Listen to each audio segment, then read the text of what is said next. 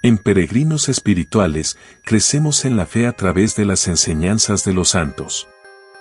Antes de comenzar te invitamos a suscribirte a nuestro canal, activar las notificaciones y así serás parte de nuestra familia de hermanos espirituales. Comencemos. Tal era, hijos míos, el lenguaje de San Agustín cuando discurría sobre los años de su vida en los que, con tanto ardor, se había entregado al infame vicio de la impureza. Desgraciado de mí, pues tanto he pecado en los días de mi vida. Y cuántas veces le acudía tal pensamiento, sentía su corazón devorado y desgarrado por el dolor. Oh, Dios mío, exclamaba, una vida pasada sin amaros. Oh, Dios mío, cuántos años perdidos. Señor, os ruego que os dignéis no acordaros más de mis culpas pasadas, lágrimas preciosas, dolores saludables que de un gran pecador hicieron un gran santo. Oh, cuán pronto un corazón quebrantado de dolor recupera la amistad de su Dios. Pluguiese a Dios que, cuántas veces ponemos nuestros pecados ante nuestros ojos, pudiésemos exclamar con tanta pena como San Agustín, desgraciado de mí, pues tanto pequé en los años de mi vida. Dios mío, tened misericordia de mí. Oh, cuán fácilmente correrían nuestras lágrimas, y nuestra vida no parecería la misma. Sí, hijos míos, convengamos todos, cuantos estamos aquí, con tanto dolor como sinceridad, en que somos unos criminales dignos de atraer toda la cólera de Dios justamente irritado por nuestros pecados, tal vez más numerosos que los cabellos de nuestra cabeza. Mas bendigamos para siempre la misericordia de Dios que con sus tesoros nos proporciona tan eficaz recurso contra nuestra desdicha. Sí, hijos míos, por grandes que hayan sido nuestros pecados, por desordenada que haya sido nuestra conducta, tenemos la seguridad de ser perdonados, si, a semejanza del Hijo pródigo, nos arrojamos con un corazón contrito a los pies del mejor de todos los padres. ¿Cuál es ahora mi propósito, hijos míos? Aquí lo tenéis, es haceros ver cómo, para obtener el perdón de los pecados, es necesario, primero, que el pecador odie y deteste sinceramente sus culpas por la contrición, la cual debe estar adornada de 4 cualidades. Segundo, es necesario que haya concebido un firme propósito de no recaer. Ya veremos de qué manera puede reconocerse el verdadero propósito. Para haceros comprender lo que viene a ser la contrición, es decir, el dolor que de nuestros pecados hemos de tener, sería necesario daros a conocer, por un lado, el horror que Dios tiene al pecado así como los tormentos que sufrió para obtenernos el perdón del Padre Celestial, y por otro lado, los bienes que con el pecado perdemos, y los males a que nos hacemos acreedores para la otra vida, y esto nunca podrá el hombre comprenderlo perfectamente. ¿Dónde os llevaré pues, hijos míos, para hacéroslo conocer? Será tal vez al corazón de los desiertos, donde tantos santos moraron por espacio de 20, 30, 40, 50 y hasta 80 años ocupados en llorar unas culpas que según el mundo ni son tenidas por tales. No, aún no se conmovería vuestro corazón. Será a las puertas del infierno, para oír los gritos, los alaridos, el rechinar de dientes, ocasionados por el solo disgusto de haber pecado. Dolor amargo, más dolor y penas inútiles e infructuosas. No, hijos míos, no es aún allí donde aprenderéis a llorar vuestros pecados con aquel dolor y aquella pena que es necesario tener.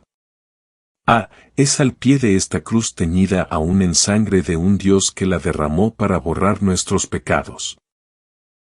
Si me fuera dado conduciros a ese jardín de dolores donde un Dios igual al Padre llora nuestros pecados, no con lágrimas ordinarias, sino con su sangre que chorrea por todos los poros de su cuerpo, donde se manifiesta tan vivo su pesar, que le desgarra fieramente el corazón, y le hace quedar sumido en una agonía como para perder la vida.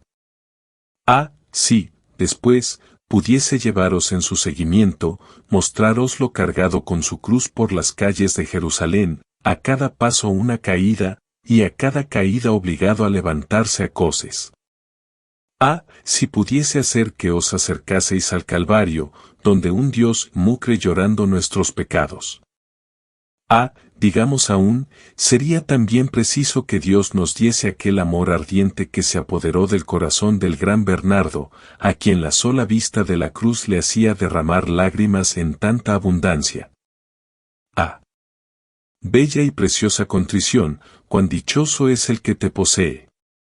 ¿Mas a quién voy yo a dirigirme? ¿Dónde está el que la posee en su corazón? No lo sé. ¿Sería aquel empedernido pecador que, tal vez desde hace 20 o 30 años, tiene abandonados a su Dios y a su alma? No, fuera esto empeño semejante al de quien quisiese reblandecer una peña echando agua encima, con lo cual no haría otra cosa que endurecerla más. ¿Será, por ventura, a aquel cristiano que menospreció misiones, ejercicios, jubileos y todos los sermones de sus pastores? No, esto sería querer calentar el agua echándole hielo. Será, pues, a aquellas personas que se contentan con cumplir el precepto pascual, que continúan en el mismo género de vida, y que todos los años han de repetir los mismos pecados.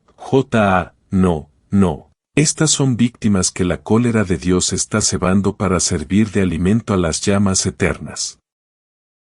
Hablando más propiamente, digamos que son ellos semejantes a unos criminales que llevan los ojos vendados, y que, mientras aguardan su ejecución, se entregan a todo lo que su corazón corrompido pueda desear.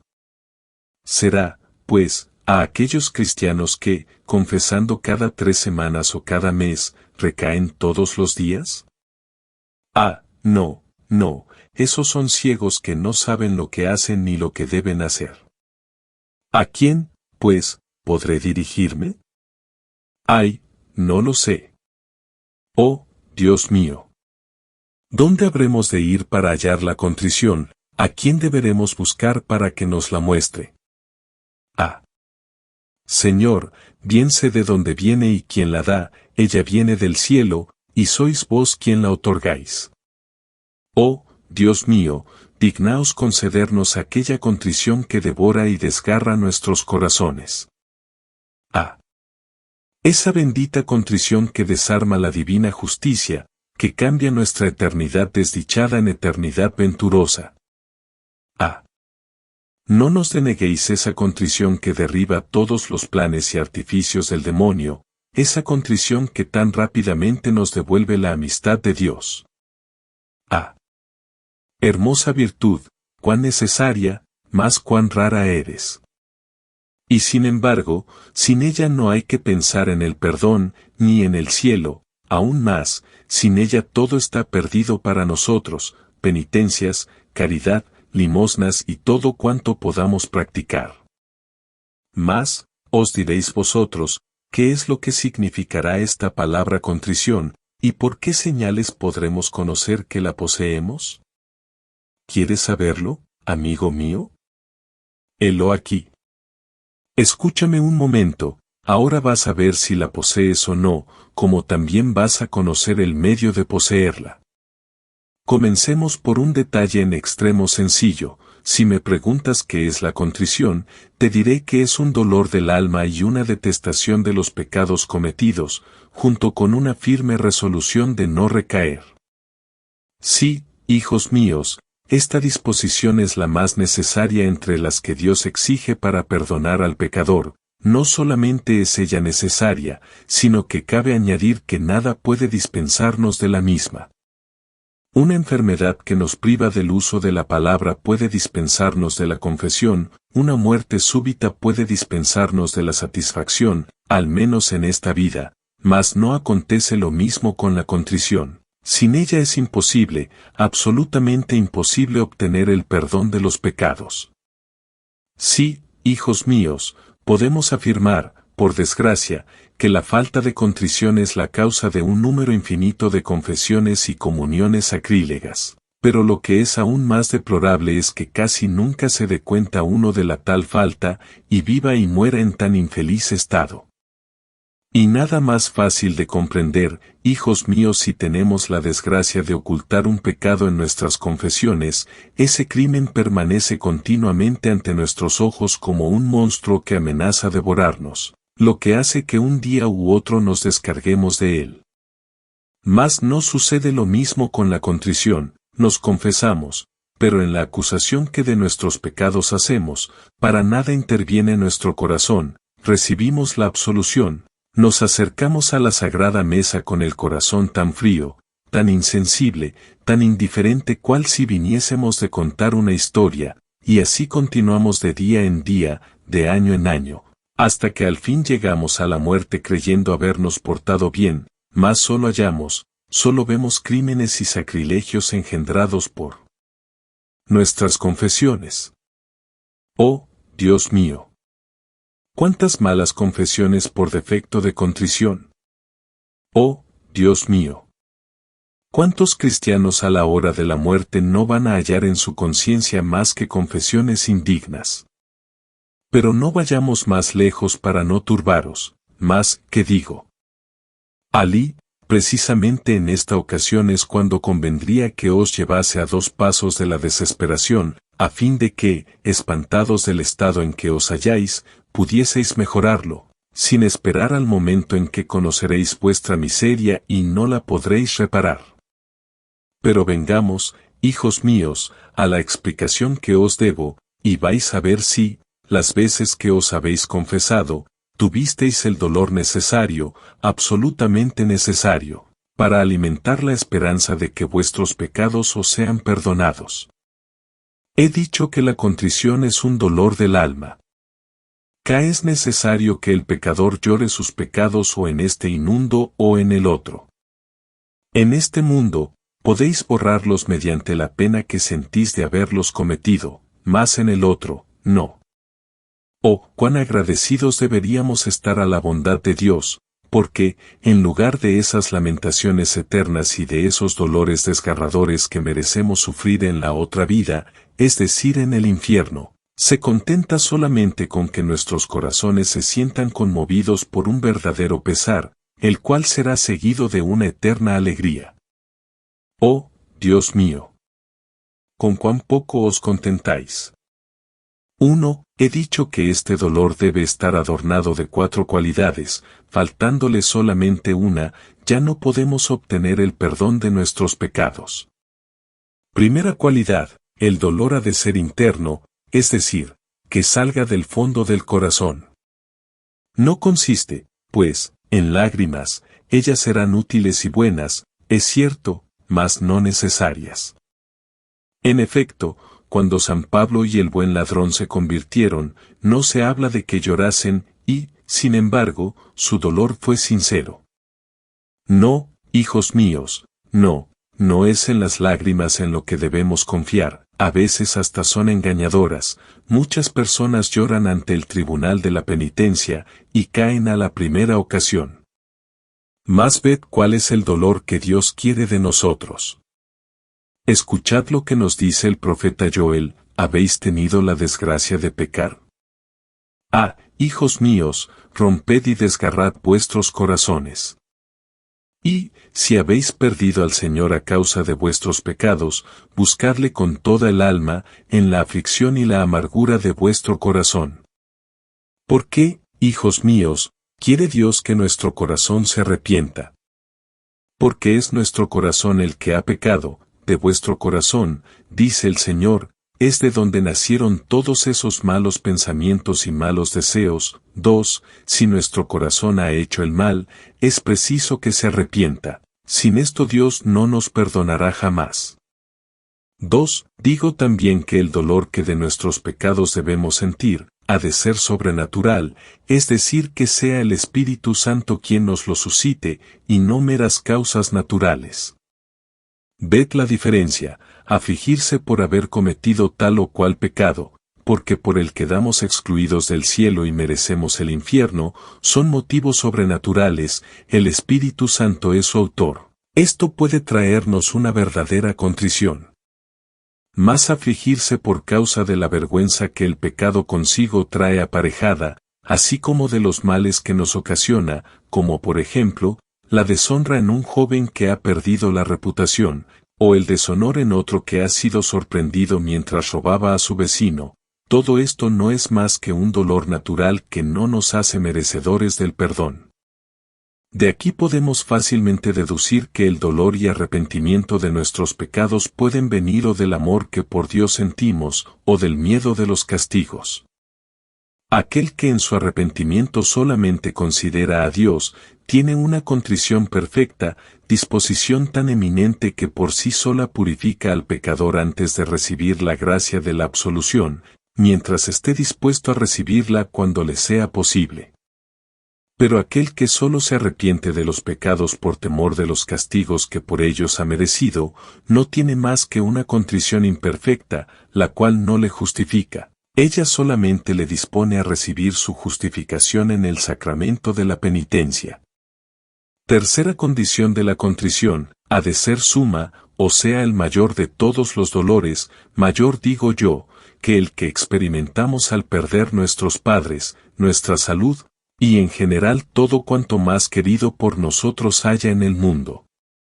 Si después de haber pecado no tenéis, pues, tal pesar, temblad por vuestras confesiones.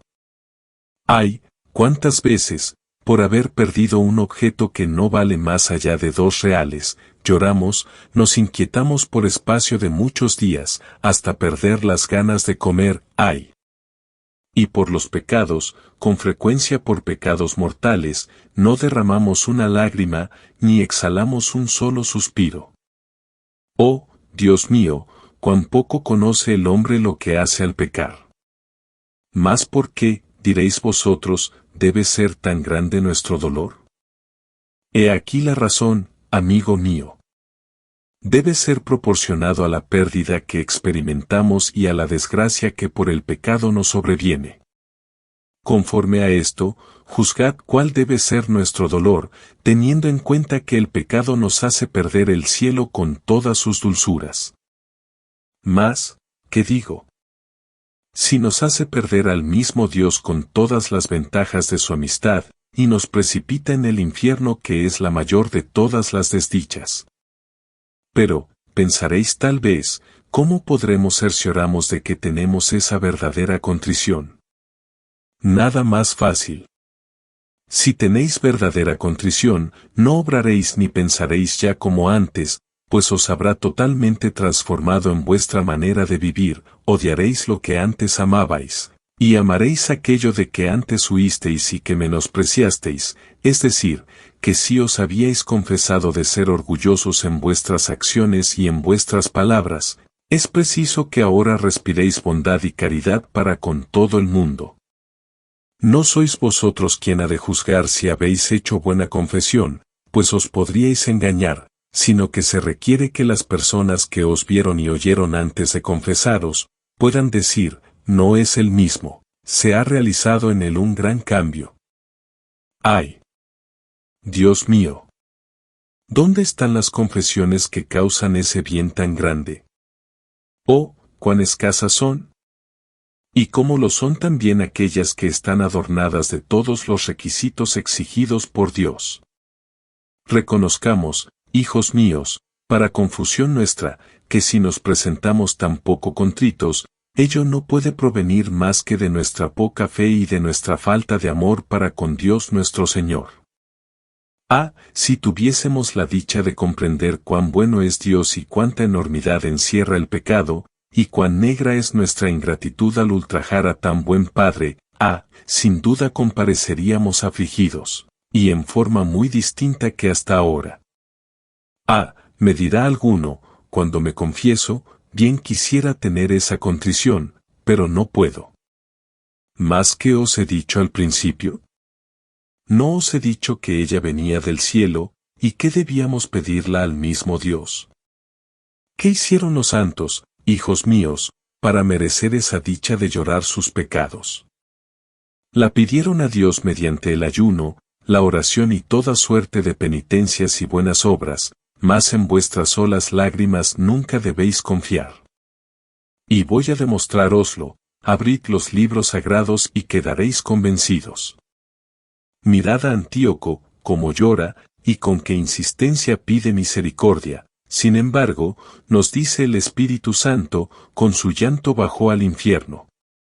Mirad a Judas, concibió tan gran dolor de su pecado, lo lloró tan amargamente, que acabó ahorcándose. Ved a Saúl, exhala clamores horribles por haber tenido la desgracia de despreciar al Señor, y no obstante está en el infierno. Mirad a Caín, cuántas lágrimas derrama por su pecado, sin embargo arde en el fuego eterno. ¿Quién de nosotros, hijos míos, al ver derramar tantas lágrimas y mostrar tal arrepentimiento, no hubiera creído que el buen Dios los había perdonado? No obstante, ninguno de ellos alcanzó el perdón, mientras que David, desde el momento que dijo, he pecado, enseguida su falta quedó borrada, ¿Y por qué es así?, me dirás. ¿Por qué esta diferencia entre los primeros, que no son perdonados, y David, que lo es? Aquí la tienes, amigo. Es que los primeros no se arrepienten ni detestan sus pecados más que por causa de los castigos y de la infamia que el pecado trae consigo aparejada, sin referirlo a Dios para nada, mientras que David lloró sus pecados, no en vista de los castigos que el Señor iba a infligirle, sino considerando el ultraje que con sus pecados había hecho a Dios. Fue tan vivo y tan sincero su dolor, que Dios no pudo denegarle el perdón. Antes de confesarte pides a Dios la contrición. Ay, tal vez no lo hiciste jamás. Ah, tiembla por tus confesiones, ah. ¡Cuántos sacrilegios! Oh, Dios mío. ¿Cuántos cristianos condenados?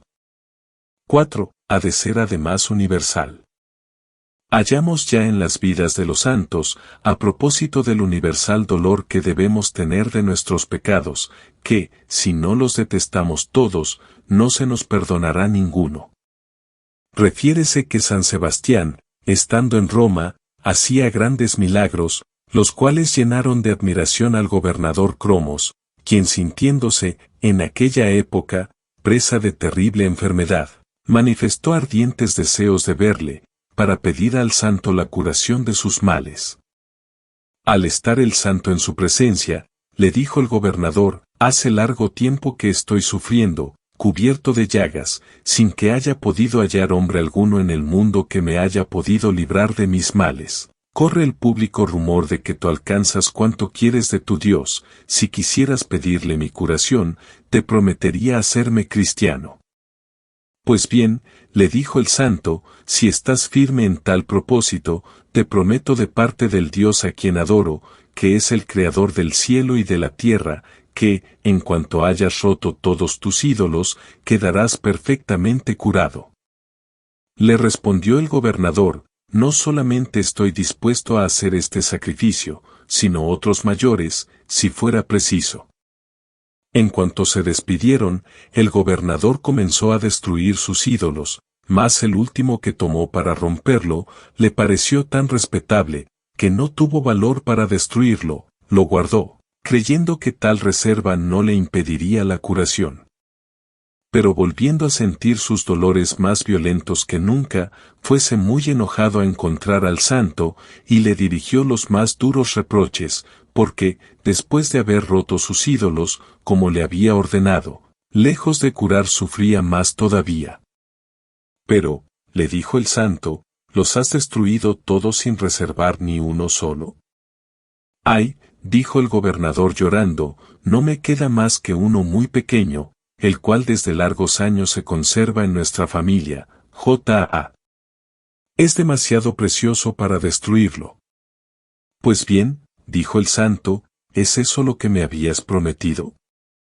Anda, rómpelo, y quedarás curado.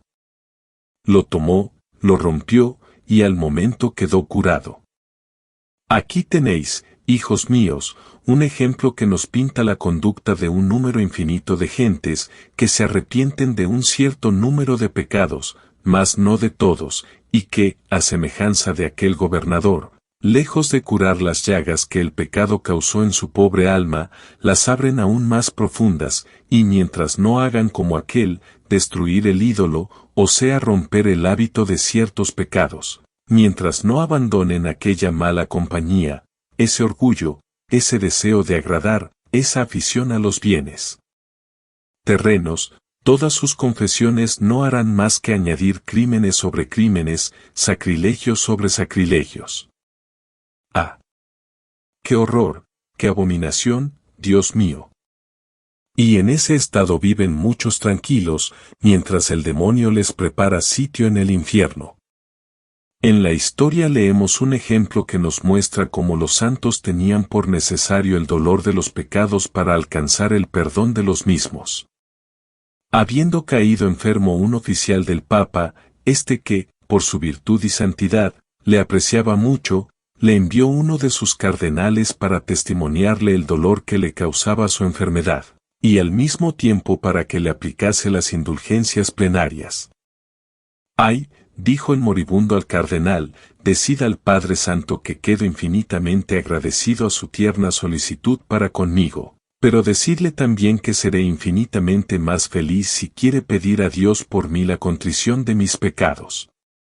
«Ay», exclamaba, «¿de qué me servirá todo aquello, si mi corazón no se rompe ni se desgarra de dolor por haber ofendido a un Dios tan bueno?» «Dios mío», exclamaba aquel pobre moribundo, «haced, si es posible, que el dolor de mis pecados iguale a los ultrajes que contra vos he cometido». Oh, hijos míos, cuán raros son tales arrebatos de dolor. Ay, son tan raros como las buenas confesiones. Sí, hijos míos, un cristiano que ha pecado y que quiere alcanzar el perdón, ha de estar dispuesto a sufrir las más espantosas crueldades antes que recaer en los pecados de que se acaba de confesar. Primero, voy a demostrarlo con un ejemplo, y considerad que si, después de nuestras confesiones, no aparecemos en disposición semejante, no hay que hablar de perdón. Leemos en la historia del siglo IV, que Sapor, emperador de los persas, fue cruel enemigo de los cristianos, y mandó que todos los sacerdotes que no adorasen el sol ni le reconociesen por Dios, fuesen condenados a muerte. Al primero que hizo prender, fue al arzobispo de Seleucia, que era San Simeón. Primero intentó seducirle, halagándole con toda suerte de promesas. No pudiendo lograr nada, y en la esperanza de atemorizarlo, le mostró todos los tormentos que su crueldad había podido inventar para hacer sufrir a los cristianos, y le dijo que si su tenacidad le llevaba a rechazar lo que él le ordenaba, le obligaría a obedecer sometiéndole a los más espantosos tormentos, a más de que expulsaría a todos los sacerdotes y cristianos de su reino. Pero, al verle inconmovible como una roca en medio del mar azotado por las tormentas, ordenó que fuese encarcelado, con la esperanza de que la consideración de los tormentos que le esperaban le haría mudar de sentimientos. En el camino de la cárcel se encontró el santo con un viejo eunuco superintendente del palacio imperial. Este, movido a compasión al ver tan indignamente tratado un santo obispo, se postró ante él para testimoniarle el respeto que hacia su persona sentía. Mas el obispo, lejos de mostrarse reconocido al testimonio respetuoso de aquel eunuco, se volvió hacia otro lado como reproche a su apostasía, ya que en otro tiempo había sido cristiano y católico.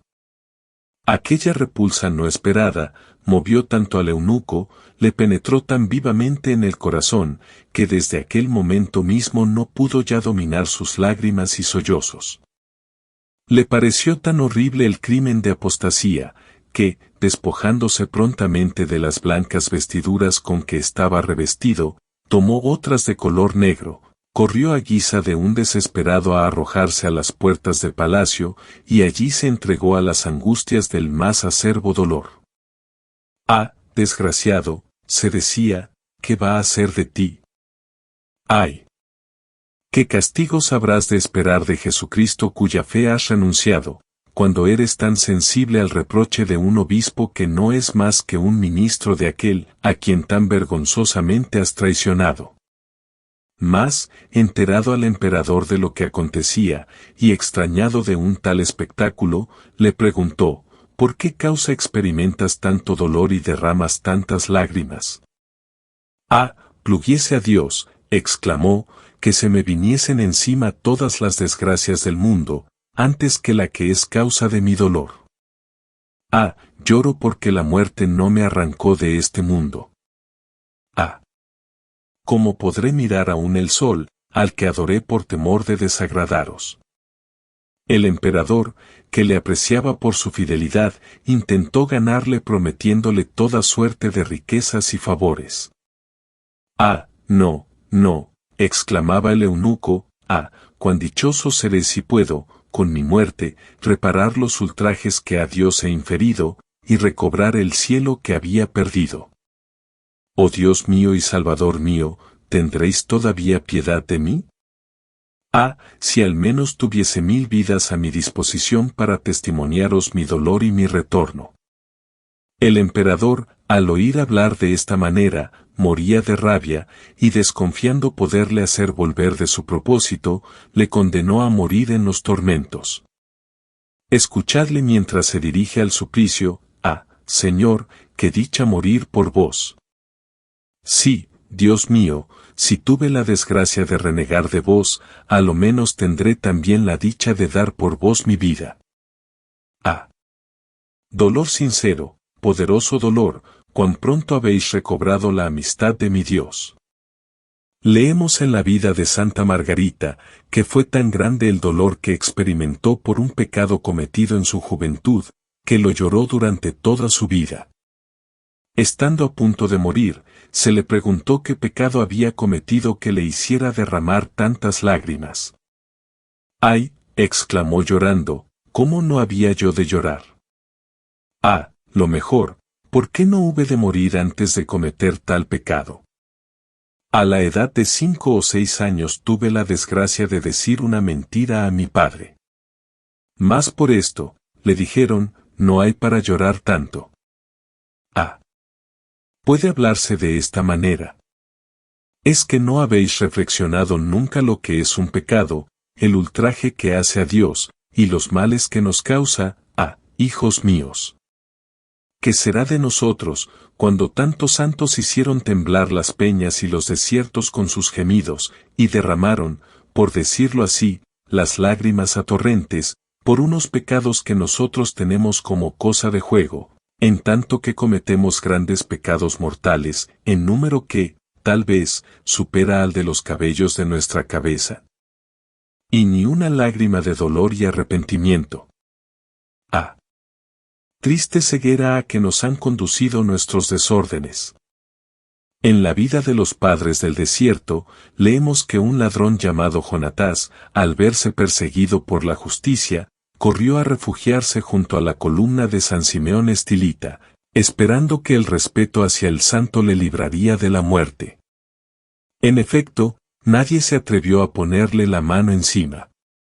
El santo se puso a orar para pedir a Dios su conversión. Al momento experimentó aquel un tan vivo dolor de sus pecados, que durante 8 días no hizo más que llorar. Al cabo de aquellos 8 días, pidió permiso a San Simeón para dejarle. Le dijo el santo, amado mío, ¿te vuelves al mundo para reanudar los desórdenes de tu vida?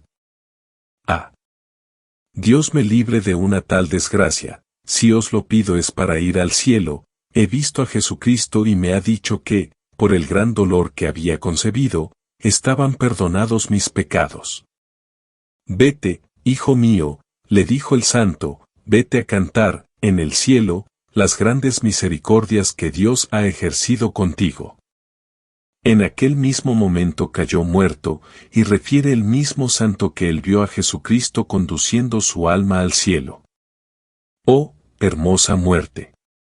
¡Oh muerte preciosa la ocasionada por el dolor de haber ofendido a Dios! Si no morimos de dolor como esos grandes penitentes, a lo menos queramos, hijos míos, excitar en nosotros una verdadera contrición, imitemos al santo obispo recientemente fallecido, quien, para concebir un vivo dolor de sus pecados, cada vez que comparecía ante el tribunal de la penitencia, hacía 3 estaciones. La primera en el infierno, la segunda en el cielo, la tercera en el Calvario. Ante todo, dirigía su pensamiento a los lugares de horror y tormento, se figuraba ver a los condenados vomitando, por la boca, torrentes de llamas, dando alaridos y devorándose mutuamente. Este pensamiento helábale la sangre en las venas, pensaba no poder resistir más a la vista de tal espectáculo, sobre todo al considerar que sus pecados le habían hecho 1000 veces merecedor de aquel suplicio.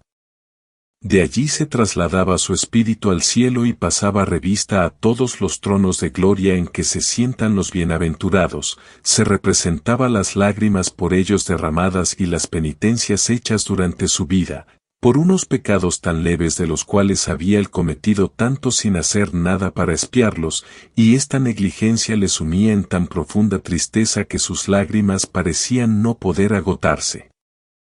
No contento con esto, dirigía sus pasos hacia el Calvario, y allí, a medida que se acercaba a la cruz donde Dios muriera por él, le faltaban las fuerzas, y quedaba inmóvil a la vista de los sufrimientos que sus pecados causaron a su Dios. Se le oía a cada momento estas palabras que pronunciaba en medio de sollozos: Dios mío, Dios mío. ¿Podré vivir aún, después de considerar los horrores que mis pecados os causaron? Aquí tenéis, hijos míos, lo que podemos llamar una verdadera contrición, ya que, como vemos, considera los pecados nada más que por lo que a Dios se refieren. Segundo, hemos dicho que la verdadera contrición debe también incluir un propósito, o sea, una firme resolución de no pecar más en lo futuro. Es preciso que no sea un débil deseo de corregirse, sino una determinación formal de nuestra voluntad. Jamás se nos perdonarán los pecados, si no renunciamos a ellos de todo corazón. Hemos de abundar en los mismos sentimientos del profeta rey: sí, Dios mío, os he prometido seros fiel y observar vuestros preceptos, con el auxilio de vuestra gracia guardaré mi fidelidad a ellos. Y nos dice el Señor, que abandone el impío el camino de sus iniquidades, y sus pecados le serán perdonados. Solamente cabe esperar misericordia para aquel que renuncia de todo corazón y para siempre a sus pecados, puesto que Dios no nos perdona sino en cuanto nuestro arrepentimiento es sincero y ponemos de nuestra parte todos los esfuerzos para no recaer.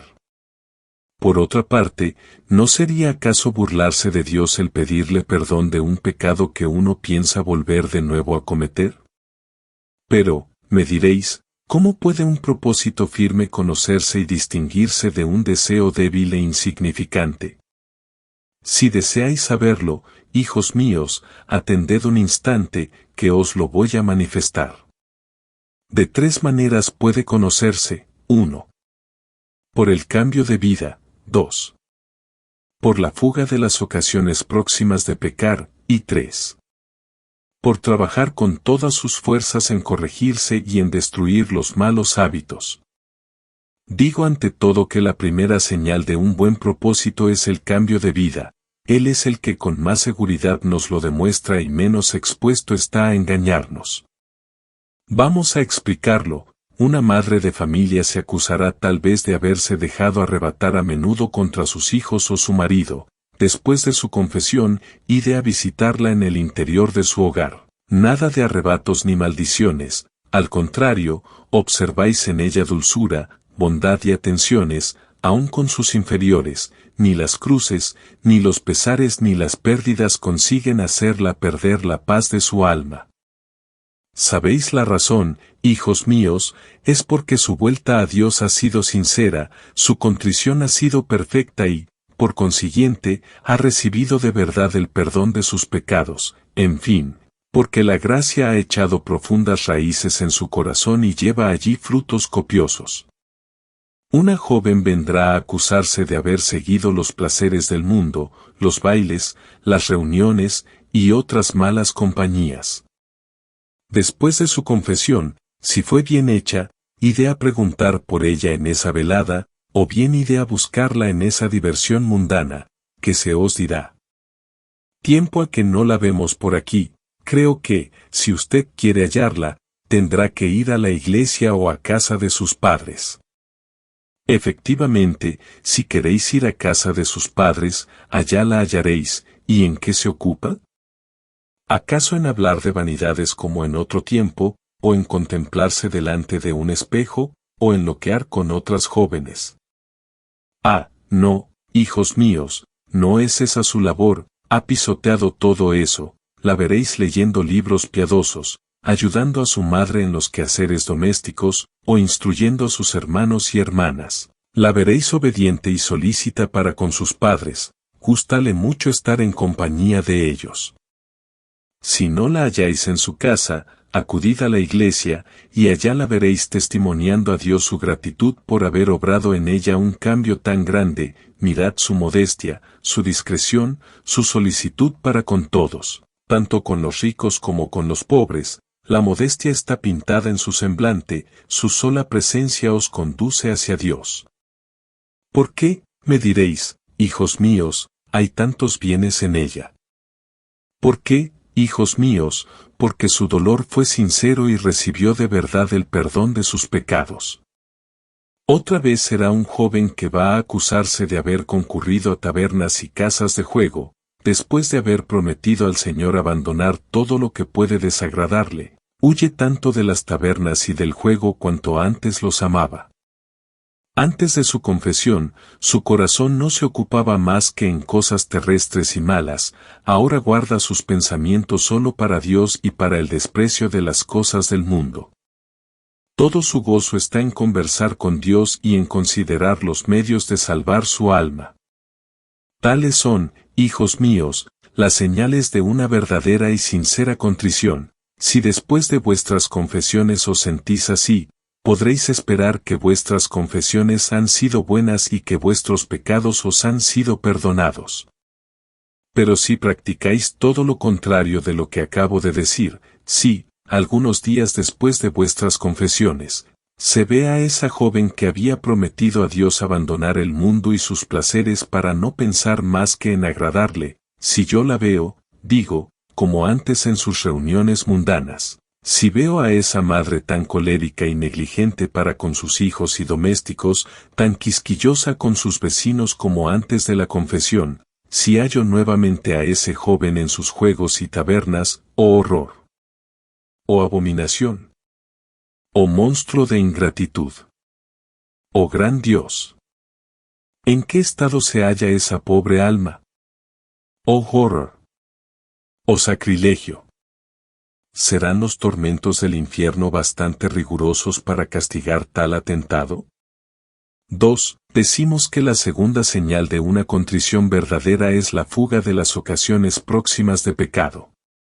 Das hay de dos suertes, unas llevan por sí mismas, como por ejemplo, los libros malos, las comedias, los bailes y saraos, las pinturas, esculturas, canciones impuras y la familiaridad con personas de distinto sexo. Otras solo constituyen ocasión de pecar a causa de las malas disposiciones en que el sujeto se halla, así los taberneros, los comerciantes que defraudan o que venden en domingo, una persona que no cumple los deberes del cargo que ocupa, ya sea por respeto humano, ya por ignorancia. ¿Qué debe hacer, pues, el que se halla en tal situación?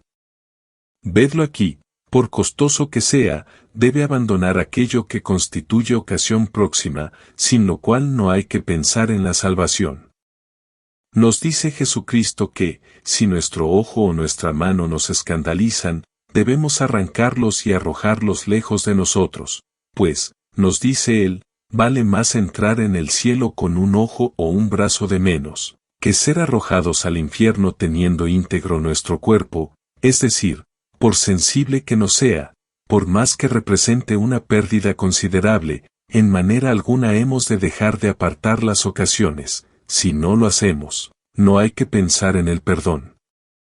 Tercero. Decimos que la tercera señal de un buen propósito es poner todas las energías en destruir los malos hábitos. Llámase hábito la facilidad que uno tiene en caer en los pecados antes cometidos.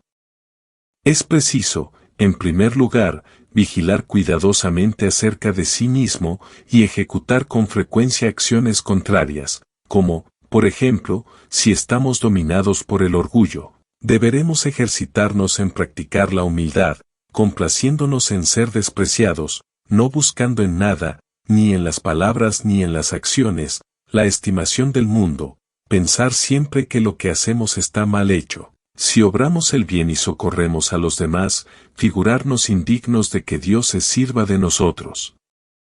Considerándonos en el mundo como un ser que no hace más que despreciar a Dios durante toda su vida, y que merecemos que se hable de nosotros mucho peor de lo que se habla. ¿Nos domina la cólera? Entonces precisa practicar la mansedumbre, ya en las palabras, ya en la manera de portarnos con nuestro prójimo. Si estamos inclinados a la sensualidad, deberemos mortificarnos ya en la bebida, ya en la comida, en las palabras, en las miradas, e imponernos alguna penitencia a cada recaída. Si no tomáis estas precauciones, al recaer en vuestros pecados podéis muy rectamente concluir que todas vuestras confesiones nada valen, que no fueron más que sacrilegios, crimen tan horrible, que os sería imposible vivir si conocieseis su negrura, su horribilidad, su atrocidad. Ved cuál es la conducta que hemos de observar, hemos de imitar al hijo pródigo, el cual, movido por el estado miserable en que sus desórdenes le habían sumido, se sometió dócilmente a cuanto su padre le exigía, para tener la dicha de reconciliarse con él. Ante todo, abandonó al momento el país donde tan mal había vivido, así como también a las personas que para él fueron ocasión de pecar, no se dignó ni tan solo mirarlas al partir, convencido de que, en tanto no las hubiese dejado, no tendría la dicha de reconciliarse con su padre, de manera que después de su vuelta, para manifestar a su padre la sinceridad de su retorno, no deseó otra cosa que complacerle haciendo todo lo contrario de lo que hiciera hasta entonces. Ved cuál es modelo sobre el cual debemos calcar nuestra contrición, el conocimiento cabal de nuestros pecados, el dolor que de los mismos hemos de sentir. Han de ponernos en disposición de sacrificarlo todo para no recaer en ellos. Oh, cuán raras son tales contriciones, y hay. ¿Dónde hallaremos quien esté dispuesto a perder hasta la vida, antes que volver a caer en los pecados de que se confesó? Ah. En ninguna parte acierto yo a verlo. Hay, cuantos, por el contrario, nos dice San Juan Crisóstomo, no hacen más que confesiones de teatro, que cesan solamente de pecar por unos momentos, sin dejar jamás enteramente el pecado, los cuales, nos dice, son semejantes a los comediantes cuando representan combates sangrientos y empeñados, que parecen darse de verdad, unos a otros, golpes mortales, allí se ve a tal o cual derribado en tierra, extendido cuán largo es, vertiendo su sangre, diríamos verdaderamente que ha perdido la vida. Más aguardada que baje el telón y le veréis levantarse lleno de fuerzas y salud, tal como estaba antes de la representación de la obra teatral. Ved aquí, nos dice, el estado de la mayor parte de los que comparecen ante el tribunal de la penitencia. Al oírles gemir y suspirar por causa de los pecados de que se acusan, diríais no ser ya los mismos, diríais que en adelante su comportamiento va a ser totalmente distinto del que tuvieron hasta el presente. Pero, ay, aguardad, no digo ya 5 días, sino 1 o 2, y los hallaréis iguales que antes de la confesión, los mismos arrebatos, la misma venganza, la misma glotonería, la misma negligencia en sus deberes religiosos. ¡Ay! ¡Cuántas malas confesiones! Ah, hijos míos, nos dice San Bernardo, ¿queréis tener una verdadera contrición de vuestros pecados?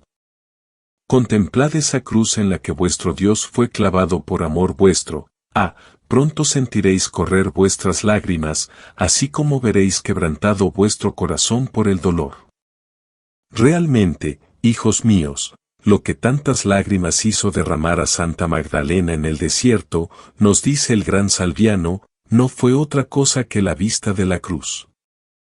Leemos en su vida, que, después de la ascensión del Señor, y habiéndose retirado a la soledad, pidió a Dios la gracia de llorar durante su vida las culpas de su juventud.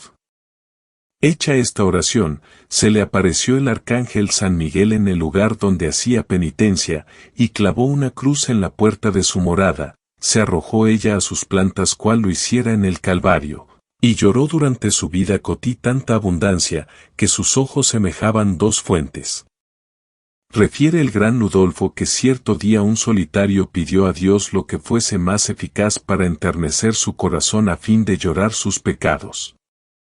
En el mismo momento se le apareció el Salvador tal como estaba en el árbol de la cruz, cubierto de llagas, tembloroso, cargado con una pesada cruz, y le dijo, mírame, y aunque tu corazón fuese más duro que las peñas del desierto, se quebrantará y no podrá soportar la visión de los dolores que lo libra pecados del género humano me causaron. Aquella aparición le conmovió tanto, que, hasta la hora de la muerte, su vida fue una vida de lágrimas y de sollozos. Después se dirigió a los ángeles y a los santos, invitándolos a llorar con él por los tormentos que los pecados habían causado a un Dios tan bueno. Leemos en la historia de Santo Domingo que, habiendo un religioso pedido a Dios la gracia de llorar sus pecados, se le apareció Jesucristo con las 5 llagas abiertas, de las cuales brotaba sangre en abundancia. Después de haberle abrazado, Jesús le invitó a acercar sus labios a la abertura de sus llagas, sintió él tan vivamente aquella dicha, que sus ojos se deshicieron en lágrimas hasta tal punto que no acertaba a comprender cómo podía derramar tantas. Oh, cuán dichosos, hijos míos, esos grandes penitentes, al derramar tantas lágrimas llorando sus pecados, movidos por el temor de tener que llorarlos más fatalmente en la otra vida. Oh, cuánta diferencia entre ellos y los cristianos de nuestros días, culpables de tantos pecados, y, sin embargo, tan reacios al remordimiento y a las lágrimas. ¿Qué va a hacer de nosotros? ¿A dónde iremos a parar? Oh, cuántos cristianos perdidos, ya que, o hay que llorar los pecados en este mundo, o ir a llorarlos en los abismos. Oh Dios mío, dadnos aquel dolor y aquel pesar eficaces para recobrar vuestra amistad. ¿Qué deberemos sacar, hijos míos, de cuanto acabamos de decir? Vedlo aquí. Hemos de pedir constantemente a Dios horror al pecado, saber huir las ocasiones de pecado y no perder nunca de vista que los condenados, si arden y lloran en el infierno, es porque no se arrepintieron de sus culpas en este mundo, ni quisieron dejar el pecado. No, por grandes que sean los sacrificios a que nos veamos obligados, nunca han de ser capaces de detenernos, tenemos necesidad absoluta de luchar, de sufrir, de gemir en este mundo, si queremos tener el honor de ir a cantar a Dios sus alabanzas por toda una eternidad, esta es la gracia que os deseo. San Juan María Vianney, cura de Ars.